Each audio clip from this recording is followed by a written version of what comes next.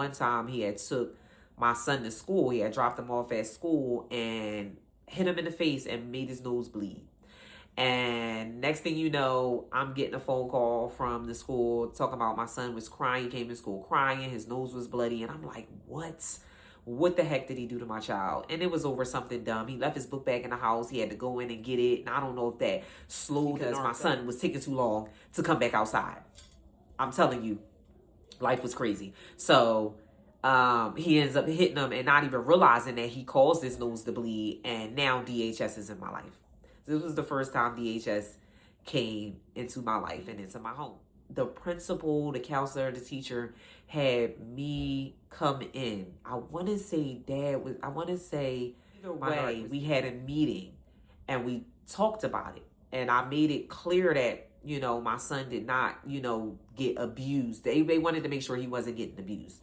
So, I made it clear that that wasn't the case. This was a one-time thing, it'll never happen again.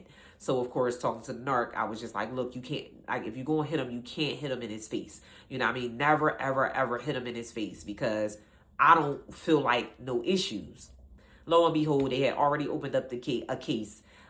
Within a couple days, it was nighttime. I remember them knocking on my door and I opened up the door and they like, I said, who is it? And it's like, oh, this is a DHS. We're here on suspicion of child abuse. Say what?